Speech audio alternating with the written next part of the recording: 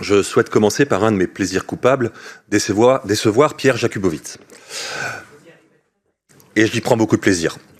Et en affichant la croissance de l'autosatisfaction suite à une attractivité à 3,4 millions de visiteurs, chiffre enfin défini par une méthode objective après des années de bilan au doigt mouillé.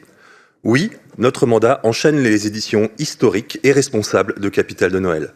Un feu du 14 juillet avec addition de drones et d'une durée record.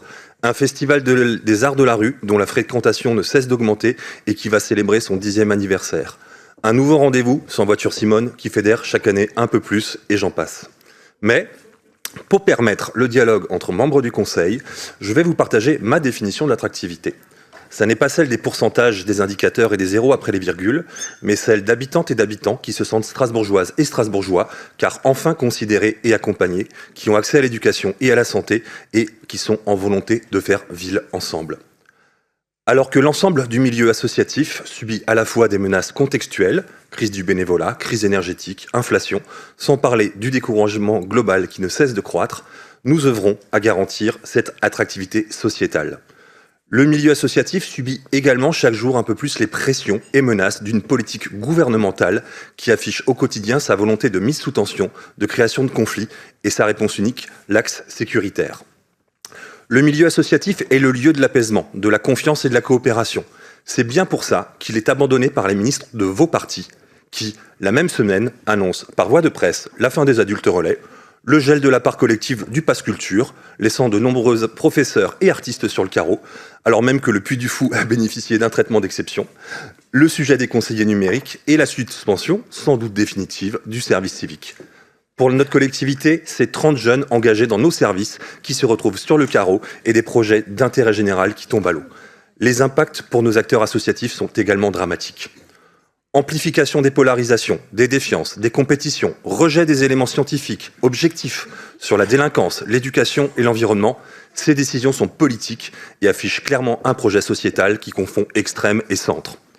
Par contre, on attend toujours les annonces de fin de dispositifs de militarisation de la jeunesse, le SNU, décriés par les acteurs éducatifs, le Sénat et l'Assemblée. On attend toujours les annonces sur le logement, la santé et l'alimentation des étudiantes et étudiants.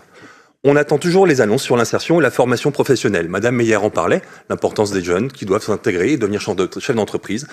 Écoutez la CCI, c'est l'État qui est absent. On attend toujours des réponses sur la considération des métiers de l'animation. Oui, Madame Breitman, le national a un impact sur le local, surtout quand nos budgets dépendent des dérapages de Jupiter.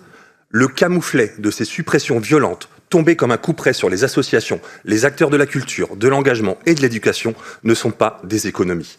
Elles vont générer un surcoût humain et financier incommensurable sur nos villes. Elles seront la cause de ce que vous dites vouloir éviter, les augmentations de nos budgets de fonctionnement. Aucun DOB municipal ne sera en mesure de faire face aux conséquences des choix de vos partis. Moins d'éducation, moins de culture, moins d'engagement, moins de partenariat, moins de civisme, et donc oui, elles vont également générer des situations d'instabilité et d'insécurité fortement attendues par des ministres qui ont besoin de ces tensions pour justifier la violence de leur politique. Notre politique budgétaire est pensée en lien direct avec l'expression des besoins des acteurs du territoire. Mais quel que soit notre niveau d'écoute et de dialogue, nous n'arriverons pas à faire face au drame que ces coupes vont initier. Chers collègues, au lieu d'esquiver la responsabilité des politiques budgétaires dont vous êtes les relais, si votre parole a un poids, je vous encourage à agir pour la défense de l'ensemble des communautés éducatives. Merci.